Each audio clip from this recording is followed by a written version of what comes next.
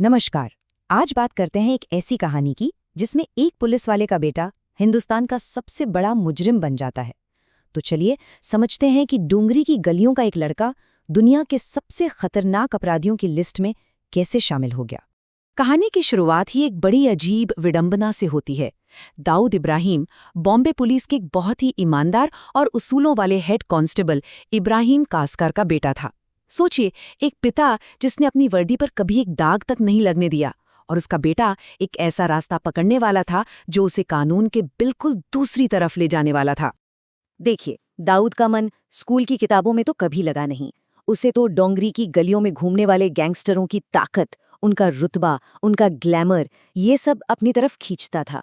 उसे भी वही पावर चाहिए थी, और ये मौका उसे मिला भी जब उसने उस वक्त के एक बहुत बड़े डॉन करीम लाला के तस्करी सिंडिकेट, मतलब कि उसके गिरोह में काम करना शुरू कर दिया। पर उसकी एम्बिशन बहुत जल्द धोखेबाजी में बदल गई। उसे एक काम सौंपा गया, एक किडनैप हुए कस्टमर ऑफिसर के लिए 2 लाख रुपए की फिरौती वसूलने का। और आपको बता दूं, उस जमाने में 2 लाख रुपए एक बहुत बहुत बड़ी रकम हुआ करती थी। दाऊद ने यहां अपनी चालाकी दिखाई और फिरौती की रकम का एक बड़ा हिस्सा चुपके से अपनी जेब में डाल लिया।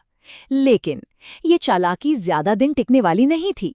जैसे ही सच सामने आया, सजा भी सरेआम मिली। उसे पूरे गैंग के सामने बेरहमी से पीटा गया और बेइज्जत करके गैंग से निकाल दिया गया। ये सिर्फ एक पिटाई नहीं थी, ये एक ऐसा जख्म था जिसने दाऊद को हमेशा के लिए बदल कर रख दिया।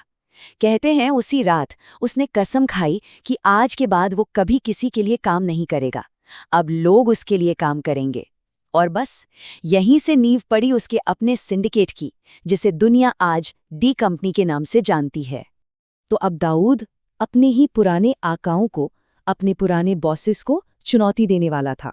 इसके बाद मुंबई के अंडरवर्ल्ड पर कब्जे के लिए जो जंग शुरू हुई, वो बहुत खूनी और बहुत लंबी चलने वाली थी। ये गैंग वॉर 1981 में बहुत पर्सनल हो गई जब पठान गैंग ने उसके भाई साबिर का मर्डर कर दिया। अपने भाई की लाश पर दाऊद ने जो कसम खाई, उसने अगले 2 साल तक बदले की आग को जलाए रखा, और इसी आग में एक बहुत ही खतरनाक हमले का प्लान तैयार हुआ। कहा जाता है कि अपने भाई की लाश को देखने के बाद दाऊद के अंदर का इंसान ही जैसे मर गया था। उसकी जगह ली एक ठंडे, बेरहम इरादे ने, जो उसके शब्दों में साफ जाहिर हुआ, मैं उन्हें उनके घरों में घुसकर मारूंगा, ये मेरा वादा है। और उसने अपना ये वादा निभाया भी। अमीरजादा, दुश्मन गैंग का एक बड़ा आदमी, उसे एक भरी अदालत में जज की आंखों के सामने गोली मार दी गई। ये इतनी बड़ी हिम्मत का काम था कि इसने पूरे अंडरवर्ल्ड और पुलिस डिपार्टमेंट को एक सीधा और साफ मैसेज दे दिया कि मुंबई में एक नई निडर ताकत आ चुकी है। खैर, इस हत्याकांड के बाद पुलिस का शिकंजा कसने लगा। 1985 आते आते दाऊद भारत से भागकर दुबई पहुंच गया। लेकिन ये उसके दबदबे का अंत नहीं था, नहीं, बल्कि ये तो एक नई और पहले से कहीं ज्यादा खतरनाक शुरुआत थी। दुबई की सेफ पनाहगाह से उसने डी कंपनी को एक ग्लोबल क्राइम कॉरपोरेशन में बदल दिया। अब उसका साम्राज्य सिर्फ तस्करी तक ही नहीं था, बल्कि वो दुनिया भर में extortion, real estate, Bollywood financing और कॉन्ट्रैक्ट किलिंग जैसे न जाने कितने धंधे चला रहा था। अंदाजा लगाइए, 1995 तक उसके सिंडिकेट का सालाना टर्नओवर 2000 करोड़ रुपए तक पहुंच गया था। उस जमाने में ये इतनी बड़ी रकम थी जिसकी कोई कल्पना भी नहीं कर सकता था, और ये सारा पैसा जुर्म की काली दुनिया से आ रहा था। उसकी पावर का आलम ये था कि वो दुबई में अपना दरबार लगाता था, जहां इंडिया के बड़े बड़े पॉलिटिशियंस, बिजनेसमैन और यहां तक कि बॉलीवुड स्टार्स भी डर और इज्जत के साथ पेश होते थे। वो भले ही दुबई में बैठा था, लेकिन मुंबई की सड़कों पर राज उसी का चलता था।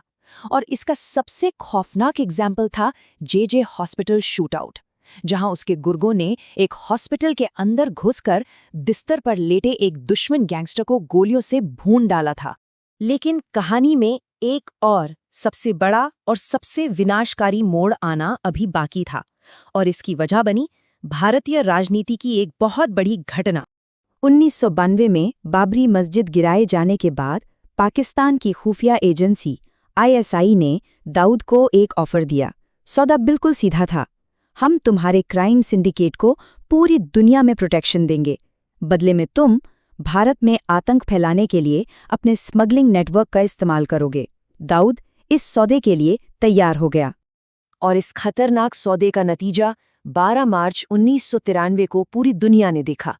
एक ऐसा काला दिन जिसे मुंबई शायद ही कभी भूल पाए। एक के बाद एक कुल 12 बम धमाकों ने पूरे शहर को दहला दिया और जब धुआं हटा तो 257 से ज्यादा बेगुनाह लोग मारे जा चुके थे और हजारों जख्मी थे।